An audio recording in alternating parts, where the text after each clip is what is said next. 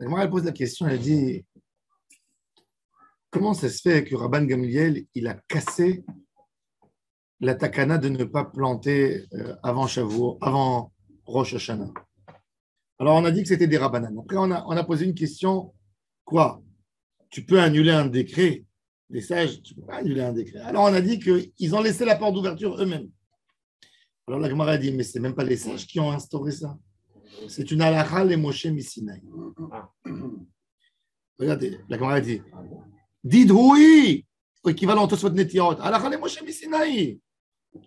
De Amar, Rabbi Yochanan Mishum Rabbi Nechunya, Ish Bik'at Bet Chortan, Eser Netiot, Arava, Venisuch Hamayim, halakha les Moshe Misinaï.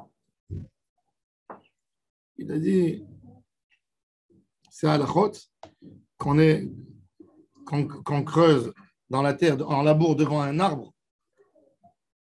Tout ça, c'est halakha les Moshe Misinaï. Qu'est-ce qui est écrit là-bas? Et c'est Netiot qui sont éparpillés, 10 arbres qui sont éparpillés dans 25 sur 25 mètres carrés. Choshin kol hasadekula, shela bishvilam be'erev shvitat rosh hashanah. Ve'amrinan haneoil ve'iladotem, puisque c'est des nouveaux arbres, ils peuvent être perdus. Ikapseda etera lekach chorshim ad rosh hashanah. Aval zkena, en chorshin ad rosh hashanah, alma de halakha le Moshe Misinaï. Et c'est Netiot, c'est halakha le Moshe Misinaï. Alors, comment il a pu Rabban Gamliel annuler une halakha le Moshe Misinaï? Maintenant, déjà, il faut savoir, halakha le Moshe Misinaï, c'est considéré comme quoi? De Horaïta ou des Rabbanan? Ah, mais il a reçu tout de suite. Il a fait, Moshe, il a reçu, mais il n'a pas écrit dans la Torah. Halakha le Moshe Misinaï, c'est des Rabbanan. Non. Il a raison. C'est quoi le statut? C'est quoi le statut de halakha le Moshe Misinaï? Mais ça reste oral. Tout a été reçu. Mais lui, c'est comme un rabbin, en fait. Même le oral, il a été reçu. Donc, c'est pas écrit, c'est pas d'oraïta. Arrête, toute la Torah, maintenant, elle a été donnée. Il donne un bon argument. C'est quoi la halakha le Moshe Misinaï? Pourquoi Moshe ne l'a pas écrite? Et là, une obligation. Alors, il faut savoir qu'une halakha le Moshe Misinaï, c'est plus que des rabbanan, mais c'est moins que des oraïta. C'est-à-dire, sur une halakha le Moshe Misinaï, il n'y a pas de contestation. Il n'y a pas de débat. Donc les 100 rabbins, le débat, il est fermé. Le débat, il est fermé à propos de halakha le Moshe Misinaï. Mais ça reste quand même un des rabbanan. Ça veut dire si tu as un safek dans quelque chose qui est assourd, il est safek qu'il a passé l'interdiction de halakha le Moshe Misinaï. Il est moutal, comme un safek de rabbanan, des coulins. Pourquoi? Parce qu'il n'a pas été écrit, mais forage dans la Torah. et on ne peut pas le faire annuler par les rabbins. Par exemple. Que les Ashkénazes, il reste des Juifs proclamés. Non, mais ça, c'est. Ben là, l'exemple qui est là. Par exemple, tu dis. 30 jours avant Shabbat. Hein? C'est l'exemple qui est là. Je te donne un exemple. Si j'ai un safek, si j'ai fait 30 ou 29. Les lanières des tefilin, halakha le Moshe Misinaï, qui doivent être noires. Tu avais deux paires de tefilin devant toi. Tu avais deux paires de tefilin devant toi, tu ne sais pas laquelle tu as mis. Celle qui est bien noire ou celle qui a un problème. Ça n'a pas besoin de remettre. Ça fait que des rabbanan, les coulins. Quoique, il y a d'après un posek, le Rav Alfandéré. Parlez noir des deux côtés ou. Non, noir d'un seul côté. De côté, c'est récent. De côté, c'est une chomra, c'est récent, c'est nouveau. D'où ça sort? Du Rambam. Du Rambam. Ils ont pris ça, c'est plus facile. C'est plus facile de poser tout dans une peinture. Exactement. Après, bon, ils font la teinture d'un côté. Mais du moment où la peau est noire, c'est beaucoup mieux aussi, même si ça se déchire. Parce qu'après, ils repensent dessus et ils mettent une laque noire. Mais même si la laque, il y a des fissures au niveau, il n'y a pas de problème. Parce que si elle n'est pas noire, s'il y a une fissure et tu vois le blanc il traverse d'un endroit à l'autre, ça ne devient pas celui. Même à 1 millimètre. Il y a une longueur minimum. Quoi, pour les lanières? Ouais. Les lanières des filets doivent arriver au niveau de l'ombrelle. Que ce soit blanc des deux côtés. Non, noir d'un côté. Non, si c'est blanc des deux côtés, c'est pas sûr. Si c'est blanc, c'est pas sûr. Ouais. Alors il a dit, Halakha le Moshe Misinaï. C'est Halakha le Moshe Misinaï. Amar Rabbi Yitzhak. Ki gmirei ilcheta. 30 yom lifnei Rosh Hashanah. Il dit Nachon. La halakha le Moshe Misinaï, c'est 30 jours avant Rosh Hashanah d'arrêter. Mais eux, les Chachamim, qu'est-ce qu'ils ont fait? Ve'atu ha'ane, takun mi Pesach ou me'atzeret. C'est-à-dire qu'il y a encore quelque chose dans la halakha le Moshe Misinaï que Chachamim, il la considère comme un deoraita. Ils font un gader pour la halakha le Moshe Misinaï. Ils ont rajouté dans le temps. Ve'atnu bedidou, et ils ont dit sur ça, kol harotzeh levatel yavo ve'yivatel. La Gemara a dit, attends, j'ai même pas compris tout ce que tu es en train de raconter. Toi, tu me dis, halakha le Moshe Misinaï, moi, je te dis que c'est deoraita.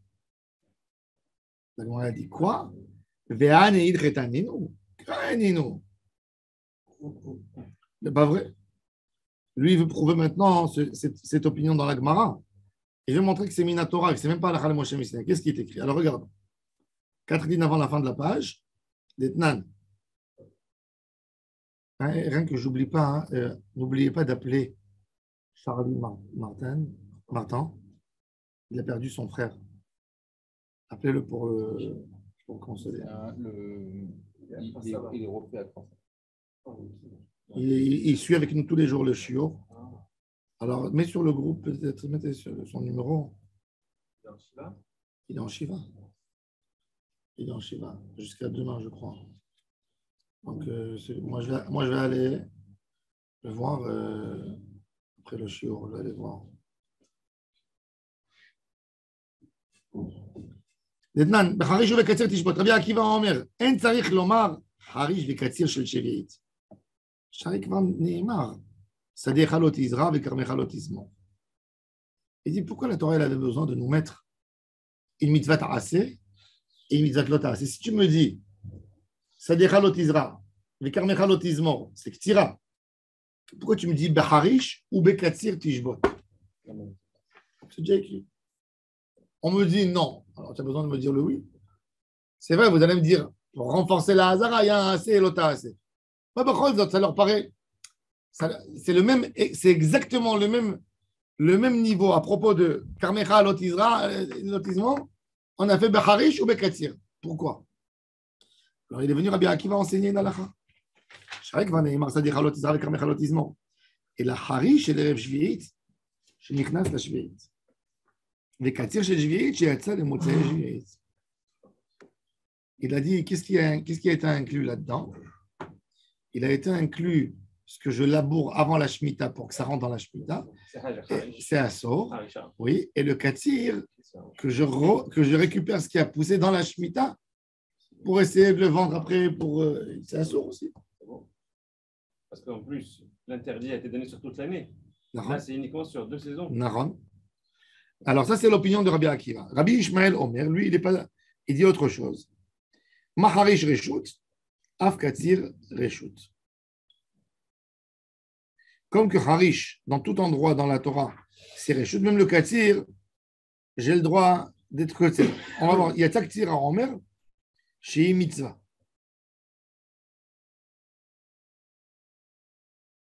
Il y a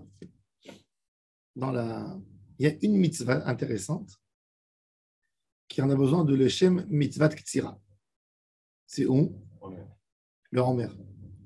Il faut le récolter, dire l'Echem Homer. Si tu as trouvé, par exemple, tu es arrivé dans les champs, il descendait à Kiryat Gat de Jérusalem, il descendait à Kiryat Gat, c'était l'endroit le plus proche où il y avait du bon blé. Il descendait là-bas, Beth Shemesh, vers Kiryat Gat, et ils allaient ramasser le blé. Même s'ils sont arrivés, par exemple, ils sont arrivés Shabbat, dans un champ agricole, ou même Shabbat, on allait prendre le Homer. Et ils ont vu que la quantité qu'ils ont besoin, elle est déjà coupée. Je rajoute une mélacha interdite. Le blé, il y a l'agriculteur, il est venu, il a ramassé avant Shabbat, il a laissé, il y a des tas. Sans les chèmes. Hein? Oui, sans les chèmes. Alors il te dit, non, tu es obligé de couper Shabbat et de dire les chèmes. Par contre, on n'est pas obligé de semer le champ, les Shem Mitzvat Omer. C'est-à-dire même le champ prévu pour Beth Amikdash, tu n'es pas obligé, quand tu laboures la terre et tu sèmes les graines, tu mets les graines, tu n'es pas obligé de dire les Shem Mitzvat Omer. Mais la Ktsira, oui. C'est autorisé Shabbat? Oui. On peut couper ce qui est déjà coupé. C'est de la même manière que tu égorges un animal Shabbat au Beth Amikdash, c'est mouta, ça s'appelle une melacha du Beth Amikdash. Est-ce qu'on peut couper ce qui est déjà coupé? Il faut couper du nouveau. Du nouveau. Il faut couper du nouveau. Non, mais non, après tu reprends, après tu prends ce blé, tu sépares les graines. Bah oui. Il prenait comme ce qu'il a Raphaël. Pour les braises, il prenait avec des trous comme ça en haut, il mettait les graines et avec du charbon en bas pour le faire, parce qu'on ne va pas maintenant le faire sécher, quelques jours au soleil. Il faut vite, après, il sépare le son et après on enlève la graine. Tout ça, c'était fait en quelques heures. C'était un vrai travail qu'il faisait pour emmener le korban du Homer.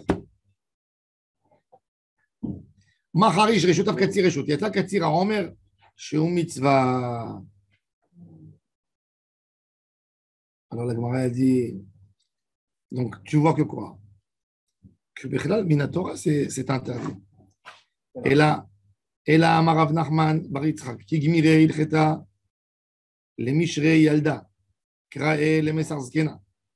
Il fait de l'ordre dans tout ce qu'on a appris. Il dit le passou qu'il est venu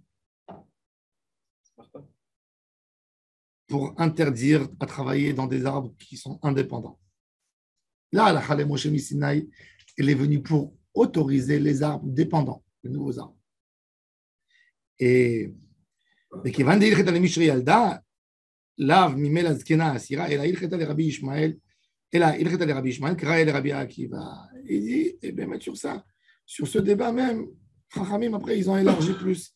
Et donc le débat il est d'où on apprend le principal, l'étude principale. Selon Rabbi Akiva, c'est les psukim.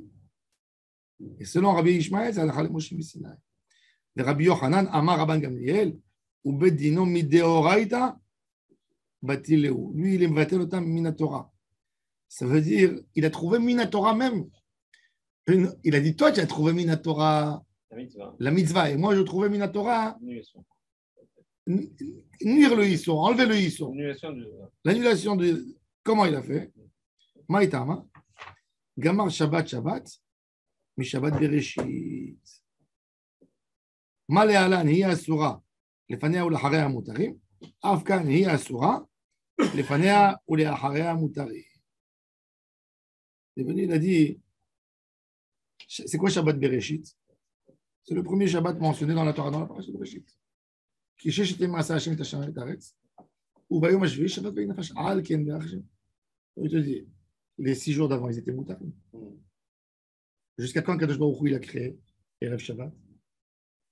Pirkei Avot, Asara Dvarim Nivreu Ben Hashem Hashot. C'est-à-dire Hashem il a travaillé jusqu'à Ben Hashem Hashot. Pas arrêté. Donc il n'y a pas tout ce fait de Shabbat. Dans Shabbat Bereshit. Alors il te dit, tous les Shabbats, il n'y a pas de mitzvah. Alors, il te dit, par rapport à Shabbat, je veux bien ajouter Midera Banan, mais Minatora, je n'ai pas d'interdiction. Et selon le besoin, il a dit, ou Chachamim, ils peuvent mettre leur. On a dit que c'était Minatora. Alors, lui, ici, il a dit qu'il a trouvé dans Shabbat Bereshit. L'Ichora. Pourquoi on peut très bien. On peut lui poser. Oh non, on peut lui dire, c'est avant Matan Torah, qu'est-ce que tu racontes? Mais même. C'est avant Matan Torah. La Torah, elle a redit. La mitzvah de Brit Mila dans Parashat Tazria. Pourquoi? Pour ne pas s'appuyer sur l'histoire d'Abraham Avinu. Mais même si on dit avant, c'est long. On peut dire qu'il a les Azaram Amarot, c'est le début. Mais même, Ben Hashmashot, tu n'as pas le droit de travailler. Ben Hashmashot, ça fait Kiyom, ça fait Klaïla. D'accord. Ouais, tu peux travailler. Ça fait 20 minutes. Nous, on arrête, on est tous porchim. Oui. Alors, par exemple, il y a certains interdit. C'est un safek, c'est même pas une tosefet. Ça veut dire la tosefet, le safek, il est assourd. Ben Hashmashot, pour un homme, c'est issour gamour. Un homme qui travaille Ben Hashmashot, il est peut-être chayav ce qu'il a. Peut-être. Ben Hashmashot, il y a des gens, ils ne savent pas. Des fois, je vois des gens, ça me rend fou. Ils viennent à la synagogue, ils sortent de la maison. Alors, il faut savoir, la femme, elle allume 20 minutes avant la shkia. Avant la shkia. Quand ça arrive la shkia, c'est assourd à la minute près. Assourd de travailler, de faire quoi que ce soit. Et il y a des gens qui pensent, Et là, allumé, ils sortent, tu les vois sortir calme avec la cigarette. Ils vont doucement, doucement à la synagogue des fois. Ils rentrent dans le Ben Hashmashot. Ben Hashmashot, ça fait le dehors. Et après l'allumage. Ça dépend quand la femme elle a allumé. C'est pour ça qu'il faut savoir que les 20 minutes de la femme, ça doit être sacré. Ah bon, moi, je fume la cigarette avant de la Non, d'accord. Les 20 minutes de la femme, c'est sacré. Tu as 5 minutes encore pour un homme à continuer encore un peu. Et même ça. C'est 20 minutes, il faut faire que ça fait. Les 20 minutes, oui, c'est la mitzvah. Parce qu'on peut faire la Tosefet même 1 minute, même 2 minutes. Je me rappelle un jour, ma mère, je me rappelle encore de cette image. Ma mère qui pleure. Pourquoi ma mère, elle est rentrée se doucher avant Shabbat. Vous avez 14 enfants à la maison. Mon père, il a vu qu'elle n'a pas allumé à Jérusalem 40 minutes. Avant. On allume 40 minutes à Yerushalayim, pas 20. Il a vu, il faisait 39 minutes. Et il est parti, il a allumé les bougies. Ma mère, elle est sortie, elle était comme une folle. Et il lui a dit, madame, la montre. Zéro. Non. Et après, je lui ai dit, papa, quand même, tu sais, Raouvadi Yosef, il me dit, chut, ne dis rien du tout. Il me dit, ça doit être, il me dit, si ça va commencer comme ça, on aura des chiboulés Shabbat à la fin. Il n'y a pas. Adlakat Nerot, il faut être le plus carré possible qu'il y a. Ça n'existe pas. Adlakat Nerot, la minute, ça doit être avant. Tu veux allumer avant, tant mieux. Tu ne peux pas passer la minute, même pas d'une minute.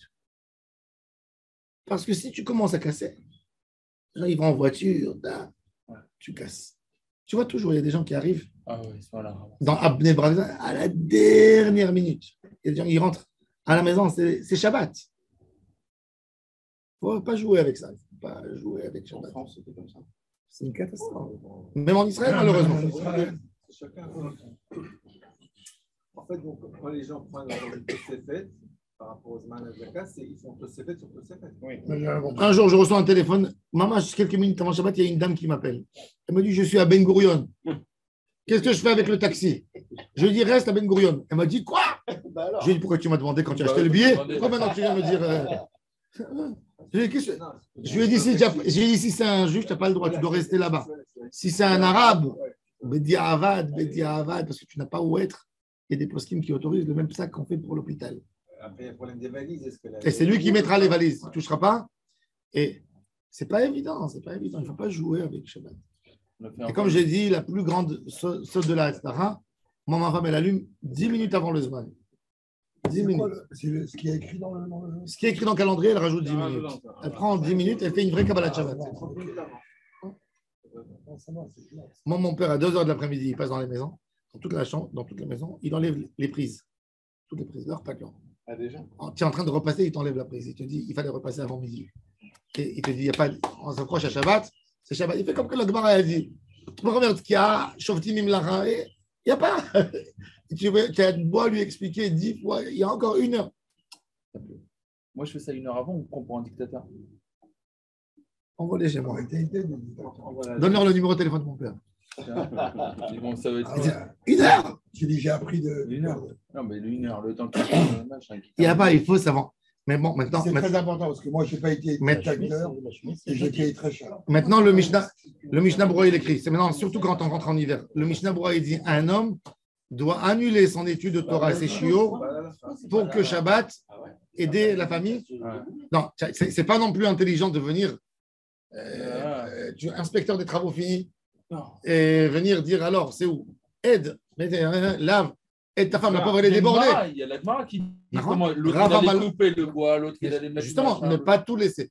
Quand une femme elle a besoin de recevoir des invités, elle a 1000 tâches à faire, après tu lui dis il faut allumer les bougies à temps, il faut rentrer se doucher, il faut toucher les enfants, il faut 2 heures avant. C'est les femmes. Non, mais on est dans un autre. Le Mishnah Berurah, il dit que même que la takana, c'est de préparer, de cuire tout, comme les bons Marocains, vendredi, et pas jeudi, pour que ce soit frais. Il dit, si chaz ve shalom, tu tombes dans des chilul Shabbat, transgresse cette takana et fais depuis jeudi. N'attends pas la dernière minute du vendredi. Voilà, maintenant Shabbat, il rentre 4h, ce Shabbat 4h15. 4h15, vous imaginez 4h15. Moi, 2 heures avant. 1 heure, j'aide ma femme. Toujours 2 heures avant pour commencer. Quand je fais mon pain, je calcule une demi-heure. Puis voilà, à la fin de Shabbat. Comme ça. Ah, pour qu'il sorte. Ça sent, il sort frais. Attends, j'ai pas compris. Il cuit Shabbat? Non, non. je mets la minuterie, clac, elle s'arrête. Féminin moufra. T'as pas le droit à l'erreur. Hein. Tu n'as pas le droit à l'erreur. exactement. Pas le droit à l'erreur. Moi, il n'y a pas le droit de Shabbat, je pleure. C'est la sirène qui annonce le Shabbat. Non, mais c'est Saïch Meod Lizer. La Gemara, elle dit où il y a le feu qui rentre dans la maison, deux feux, ou le feu matériel qui brûle, on perd la parnassa, c'est dans une maison que le Shabbat n'est pas bien là. Il y a du Chilul Shabbat.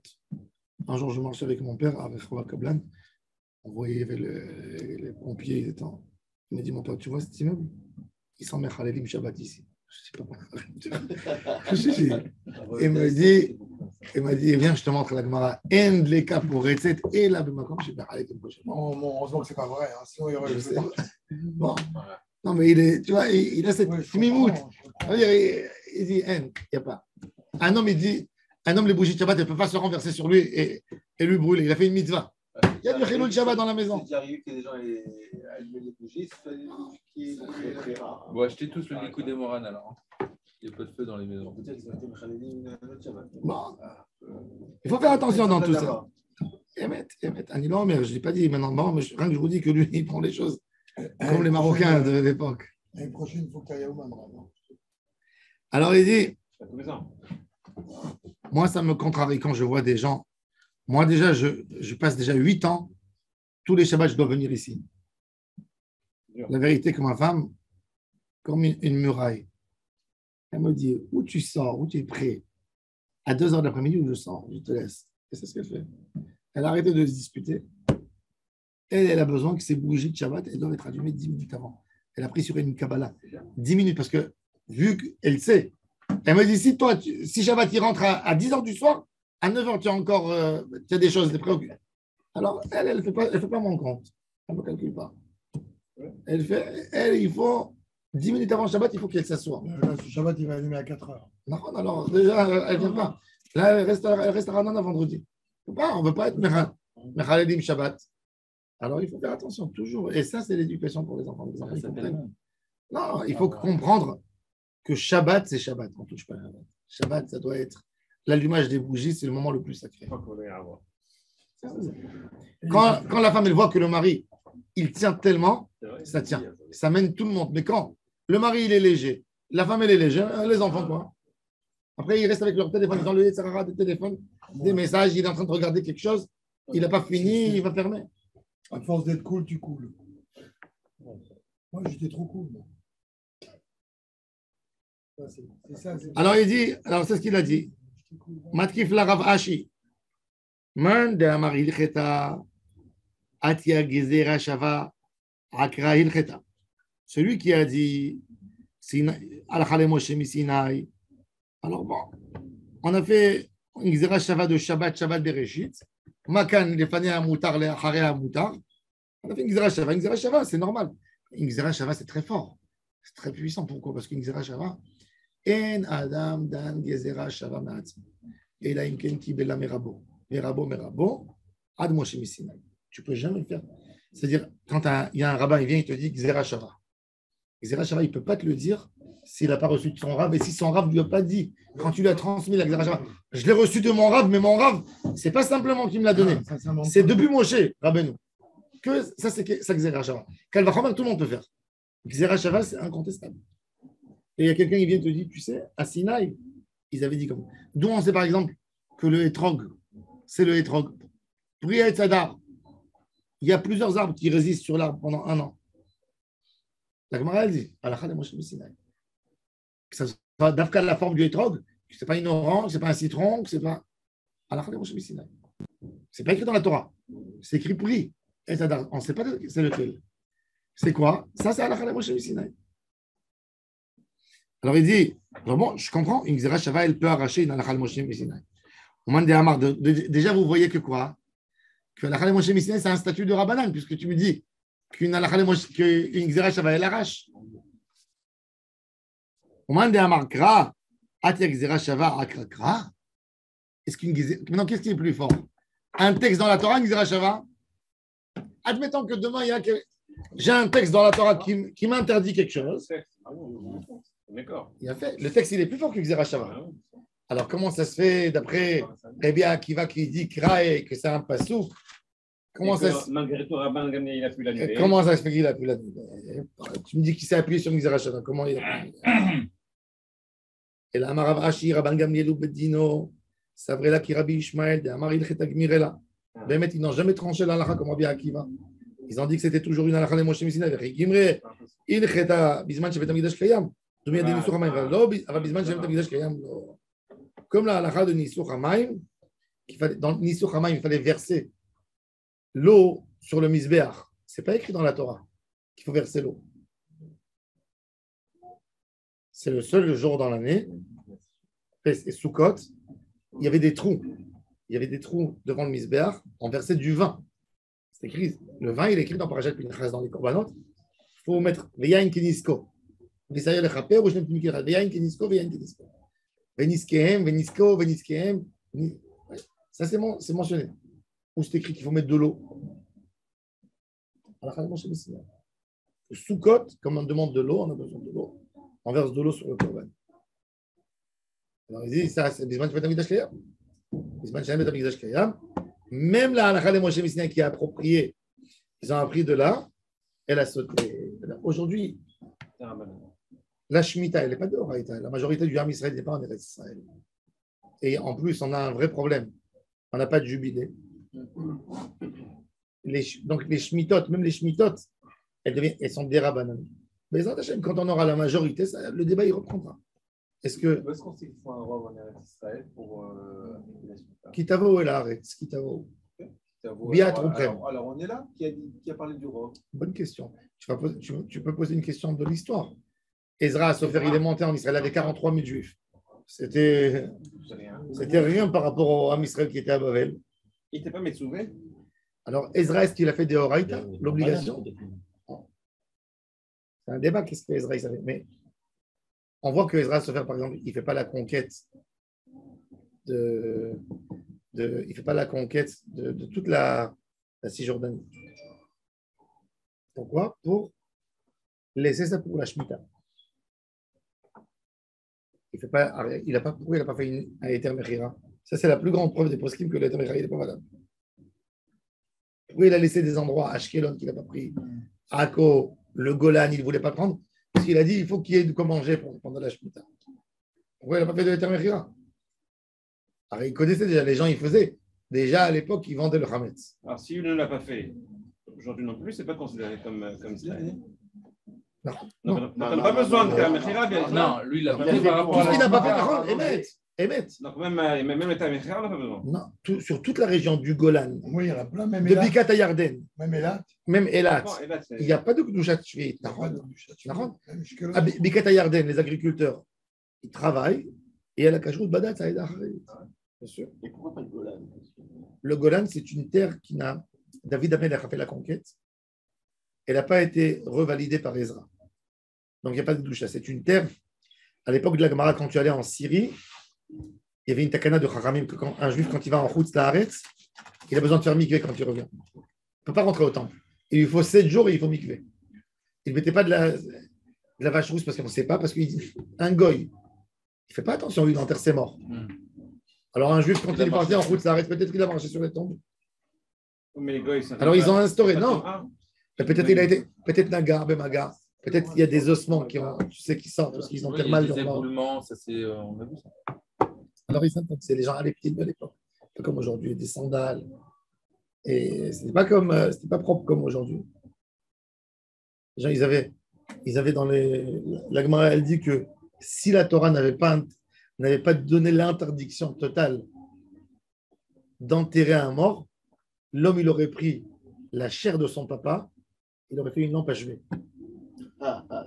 Oui, vous avez un souvenir. Quand tu vas en France, tu vois dans les vitrines des bouteilles avec de la cendre. Des urnes. Tu vois avec la photo de la personne dessus. Moi, j'ai vu ça un jour. J'étais en France chez quelqu'un, chez un juif malheureusement. Et j'ai vu un pot dans le salon avec la photo. J'ai dit, c'est quoi? Il m'a dit que son papa a été incinéré. Il m'a dit, mon papa n'était pas croyant. Voilà, ça c'est mon papa. Je dis, c'est tout. Arrête ça. Une quantité considérable. Bon, aval. Alcool panim, c'est Alors la Gemara a dit les gens, ils auraient fait, ils auraient mis son papa, il aurait mis comme. Tu vois, il aurait voulu garder un souvenir. Ils l'auront empaillé.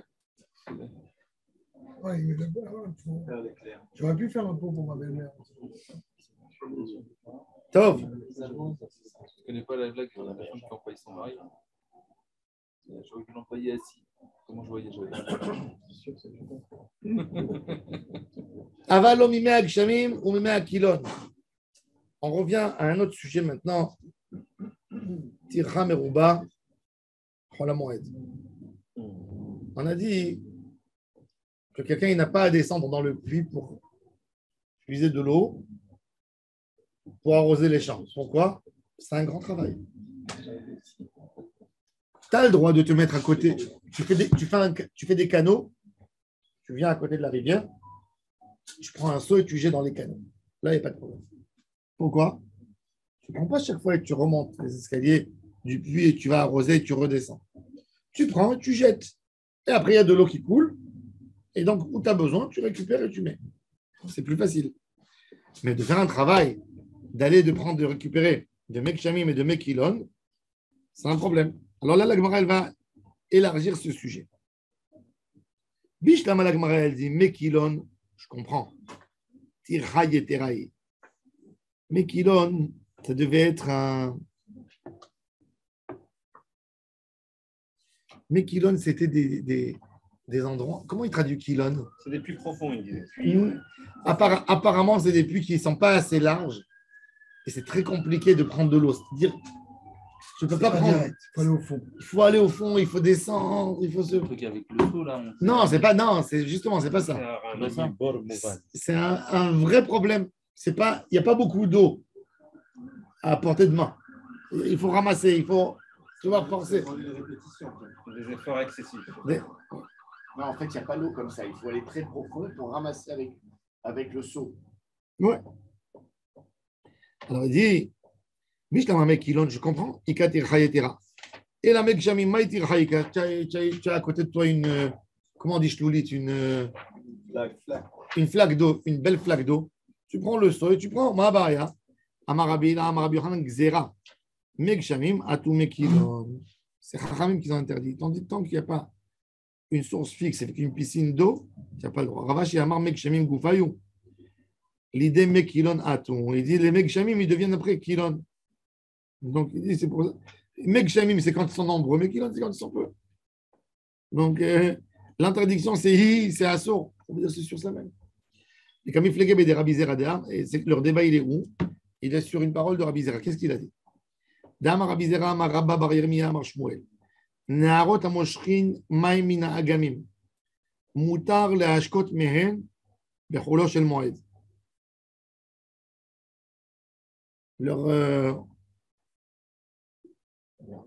Ils avaient des endroits où l'eau s'est accumulée là-dedans. Il y a une belle piscine. Et de la piscine, ça va dans les. Comme à l'Ifta. Voilà. Ça vient et ça sort de là-bas. Est-ce que ça s'appelle de l'eau fixe? Que j'ai le droit, c'est comme un fleuve qui est fixe? Ou c'est quelque chose qui n'est pas fixe, qui rentre dans le décret? Si on me dit que tu n'as pas le droit de prendre de l'eau de pluie, vous savez, au Golan, il y a un endroit merveilleux à voir. Les gens, ils ne savent pas. Ça s'appelle Brechat Aktinim. Je ne sais pas qui c'est qui a visité cet endroit. C'est énorme. C'est un lac énorme en plein montagne. Il y a des montagnes autour. Et tu descends. Et tu as un petit lac sympathique. Non, mais il y a une chute d'eau. Oui. Ça bouge. Il y a une cascade. Oui, il y a une petite. Et ça s'appelle Brechat Aktinim. C'est magnifique. C'est un endroit comme ça, en plein de rien du tout. Tu as de l'eau énorme, beaucoup d'eau. Et maintenant, s'il y a de ces endroits, il y a des endroits où ça sort l'eau. Maintenant, cette Brechat Aktinim, elle reste toute l'année pleine. Il y a de l'eau. C'est la fonte des neiges, non? Ou naturel? Ça vient des montagnes. Toute l'eau qui est. La fonte des neiges. La fonte des neiges, ouais. Tout descend là-bas, et ça se remplit. Ça ne va pas à la Kinneret. Il y a des endroits par où ça va à la Kinneret, il y a des endroits où ça se ramasse. Alors, la question, est-ce que ça, c'est dans le fond? C'est Mek Shamim quand même. C'est quoi la définition d'une shloulit? C'est quoi? Une taille. Alors, c'est quoi? C'est une taille? Ah, maintenant, tu vas commencer à rentrer dans les définitions de taille. Pourquoi tu as une mesure? Une mesure. Ah, Il y a l'exemple avec le migvé. le mikvé, c'est autre chose. Le mikvé, c'est une force de pureté. Tu as raison. Mais Non, mais déjà, on non, peut prendre- il y a un minimum. Il y a un minimum. Mais Il a dit c'est un volume. un agriculteur, il est là. Il va te poser la question maintenant combien d'eau il a. Il va commencer à mesurer avec des roseaux, avec un bâton. Combien il y a. C'est compliqué. Alors il dit, alors qu'est-ce qu'il a dit là-bas? Dama Rabizera, Amaraba Bar Yirmiyah Amar Shmuel.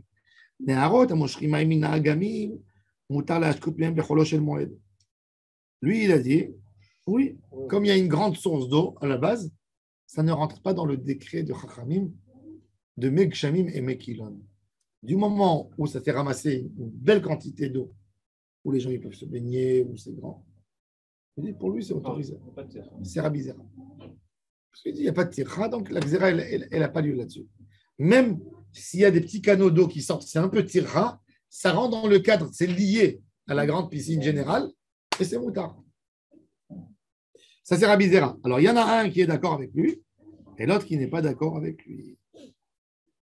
Mort, il est Rabbi Zera, ou mort, il est Rabbi Zera. Goufa, et la Gemara, elle veut maintenant aborder, elle veut parler sur le sujet de Rabbi Zera. Qu'est-ce qu'il a dit? Goufa. Amar Rabbi Zera, Amar Rabba Bar Yirmiyah Amar Shmuel.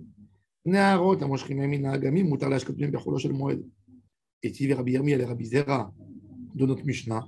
C'est écrit Avalo Mimek Shamim, Velo Mimek Kilon. Tu vois? Il lui a dit, Marpatli, Rabbi Yirmiyah, il a dit Rabbi Zera. Tu es bien d'accord que cette eau, elle s'est accumulée avec la pluie entre les montagnes, elle a fait une piscine. C'est Mek Shamim. Qui sait? Il dit dans la Mishnah, ce n'est pas précisé à combien de mesures il y a dans l'eau. C'est écrit l'eau mimek shamim. Point. Alors, comment tu peux m'autoriser? Amar le Yirmiyah Bri, il dit mon fils Yirmiyah, Ane Agme de Bavel, qui est Maya de l'Opaske d'Amon. Il dit tu as raison, tout ce que tu dis, c'est en Eretz Israël. Mais à Babel, Rabbi Zera, il vivait à Babel. Après, il est venu en Eretz Israël. Rabbi Zera, quand il était jeune, il a eu un accident et il y a un couteau qui lui a coupé les lèvres. Il avait le sourire, comme un sourire comme ça qui montait. Quand il faisait comme ça faisait comme s'il souriait. Et il est venu étudier chez Rabbi Yochanan. Et il voulait faire un tikkun pour sa neshama. Il a dit, je ne me prononce pas en Torah. 40 jours, il est resté, on l'a mis au bout du Beth Midrash. Parce que chez Rabbi Yochanan, tu avais le droit d'avancer selon tes capacités d'étude. Donc, il était assis au fond avec les shamash. Après 40 jours, il a commencé à... Donc, Rabbi Yochanan disait il posait une question, il dit, avancez-le d'une vie, avancez-le. Il est arrivé au shiur devant Rabbi Yochanan. Maintenant, Rabbi Yochanan était assis sur 7 coussins. Et Rabbi Yochanan, pour honorer la Torah, quand il est arrivé devant lui, il a posé une question, Rabbi Yochanan, il enlevait un coussin, il disait, assieds-toi sur ce coussin. Et on fait un échange entre eux. Et il pose des questions, il casse, tac, tac, tac. Rabbi Yochanan, il est assis par terre et il a mis Rabbi Zera sur 7 coussins. Quand Rabbi Yochanan, il a vu ça, Rabbi Yochanan, il ne voyait pas. Parce qu'il avait les sourcils qui lui couvraient les yeux. Comme Ravamos. Il a dit, montrez-moi c'est qui ce génie. Ils lui ont fait comme ça avec les trucs pour lui lever les sourcils. Et il a vu que Rabbi Zera, il souriait. Ça veut dire, genre, lui, il croyait. Genre, je t'ai mis par terre. Et il n'a rien dit, il a baissé la tête. Rabbi Zera, l'après-midi, il est parti dormir, il est mort. Rabbi Yochanan, il n'a rien dit. Il ne s'est pas prononcé.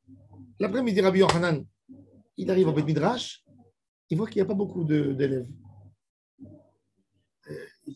Et il est où ce génie qui était là? Il est mort. Oui, il est mort. On l'a amené au cimetière. Quoi? Oui, il est mort, on l'a amené au cimetière, on l'a enterré. Et ben, les autres, ils sont en train de retourner, c'est un malheur. Ça veut dire qu'ils ont enterré tout de suite.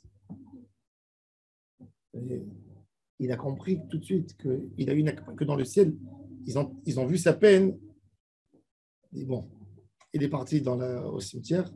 Quand il arrive dans la grotte, il voit un serpent, un gros serpent, la tête du serpent, la queue dans la tête, comme ça. Il ferme l'entrée de la grotte. Empêche de rentrer. Il dit, laissez le Rav rentrer chez son élève. Le serpent, il ne bouge pas. Il dit, laisse l'ami voir son ami. Le serpent, il bouge pas. Il dit, laisse l'élève aller voir son Rav. Il bouge. Il va sur la tombe, il dit, creusez, enlevez-moi la terre. Enlevez la terre, il tire le linceul, il dit, donne-moi ta main. Et il le prend, il le ramène à Midrash. C'est là où il y a marqué que David Iyad. Non, ça c'est une autre chose. Mais ça c'est Rabbi Yochanan, l'auteur du Talmud de Jérusalem. Il n'est pas resté chez lui, il est parti après. Après, il avait peur, Rabbi Zera. Il a dit, je vais avoir affaire. Il est resté un peu étudié, mais il a dit, je ne vais pas avoir affaire avec un Rav que tous les 2 mots il peut me tuer. Il a relevé. Ils lui ont dit, il a tué son beau-frère, Rish Lakish. Il était très macpide. Incroyable. Rabbi Yochanan, tu vois c'est quoi la puissance des Amoraïm? Dans la Gemara, dans la Mishnah, il n'y a pas un nom d'un rabbin qui ne pouvait pas faire réveiller, qui ne pouvait pas faire le vin mort. Pour rentrer dans le Talmud, pour être écrit dans le Talmud, même pas la Mishnah, le paramètre pour qu'on mentionne Amarabi, c'est qu'il soit capable d'aller au cimetière, tu lui dis fais-moi lever un tel, tu te le ramènes avec lui. Les gens ils m'appellent Rabbi Meir, moi, ils sont complètement cons. C'est quoi l'histoire de Resh Lakish? Hein? C'est quel moment? C'est quand il a. Non, ça c'est. Non, mais je rigole pas du tout. Mais avec ce que tu dis, généralement, tu peux lever un morceau. Ouais, je vais aller voir ma belle-mère, je vais voir si elle se réveille, je te jure, pour m'embrasser les mains. Non, Incroyable. c'était des tzadikim. On dit le mot Rabbi Zera, on dit Rabbi Yochanan, on ne sait même pas ce qu'on dit. En fait. Tu dis leur nom, mais tu ne sais même pas de quelle personne il s'agit. Ouais, mais c'est quand même des tueurs, quand même, des tzadikim. Toutes ces lois-là, elles sont relativement compliquées si on n'a pas étudié. Donc, comment les paysans, ils connaissaient ça? Ils savaient à peine lire. Tu as raison, mais ils instauraient, la route était expliquée très claire. Vous avez le droit d'utiliser ça et ça. Tu demandes à un agriculteur, ça devient une formule. C'est comme s'il prenait du produit.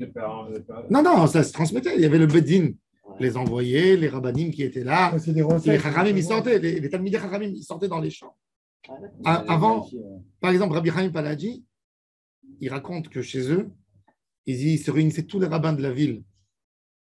Fin de Kippour, il y avait 100 rabbins. Tout celui qui occupait un rabbin de synagogue, il se mettait et Rav Chaim Paladji, il faisait un shiur bien clair sur le Chotsuka, il remettait les points et ils allaient s'éparpiller dans toute la ville. Ils passaient à côté de tous les balcons, toutes les soukottes, ils rentraient. La souka, elle est cachère, il faut que tu arranges ça. Et comme ça, toute la ville, ils ont des bonnes soukottes pour la fête. C'était. Il me semble que, pour revenir à la question, on n'avait pas la population la moins illettrée de tout le monde. Blévadaï. Mais encore une fois, mais il pose une bonne question, ça n'empêche pas qu'il y a énormément de détails. Il y a beaucoup de détails. Il y a beaucoup de détails, il a raison. De quel eau tu as le droit de prendre? De quelle eau? Alors il lui dit. Alors qu'est-ce qu'il lui dit? Alors on explique ça et on finit. Il lui dit, mon fils, à Babel, la terre elle est humide. Ça veut dire il y a des petites sources d'eau. Il dit même si c'est l'eau de pluie, il y a tellement en quantité que c'est considéré comme. Parce que si on regarde nous l'eau de pluie, la Kinneret, c'est l'eau de pluie. Parce que tu vois que la Kinneret, elle prend d'où? Elle augmente que quand il pleut. Alors tu vas dire que c'est de l'eau de pluie. Tu n'as pas le droit de prendre la Kinneret, de l'eau, pour arroser la moed. Il lui a dit que des sources d'eau, que même qu'elles sont importantes, toujours. C'est-à-dire que ce n'est pas que ça tombe à un moment. Il y a des endroits en Israël, la majorité, 95% des fleuves en Israël, ça s'appelle ce qu'ils disent Nahal Achzav. Nahal Achzav, c'est un fleuve menteur. Un fleuve menteur, il a de l'eau qu'au moment de la pluie. Il y a Nahal Etan, c'est un fleuve qui est toujours permanent. Nahal Alexander, par exemple, en été, tu marches dedans. Ou on a des Nehalim. Tu as Nahal Dan qui est correct, qui a toujours de l'eau, mais c'est peu d'eau. On n'a pas beaucoup en Israël. Chez eux, ils avaient toujours le frat, les trucs. Tu sais, à Bagdad, pas le frat, le Hidekel. Comment il s'appelle le Hidekel? Il fait 100 mètres au centre de Bagdad. C'est que ça veut dire 100 mètres d'eau comme la Seine, mais beaucoup plus large que la Seine. Comme le Nil. Hein? Comme le Nil. Comme le Nil. Le Nil, il fait 150 mètres. C'est tout. de largeur. Ah, pardon, excuse-moi. Tu sais ce que ça veut dire? C'est énorme. C'est le plus grand Nil. Tu sais que le Nil, tous les poissons qu'il y avait en Israël sur la côte, ils venaient du Nil. Tout le sable qu'il y avait en Israël, de Tel Aviv, c'est le sable du Nil. Le Nil, il vient du Sahara. Il fait tous les déserts du Kenya, etc. Il amenait le beau sable et il jetait tout. Il jetait toute la verdure, les algues, les herbes, etc. Il les jetait dans l'océan. Et donc, les poissons, ils venaient. Quand ils ont fait le barrage de Aswan, il ne lance plus rien du tout. Et c'est pour ça qu'il n'y a plus de poissons sur la côte israélienne. 100 ans, on n'a plus de poissons en Israël à cause de ça. 100 ans qu'il n'y a plus. S'ils relançaient, toujours dans l'endroit où tu fais la pêche, quand tu vas dans la mer, il faut aller dans les endroits où il y a l'eau douce qui se verse dans la mer. Les fleuves.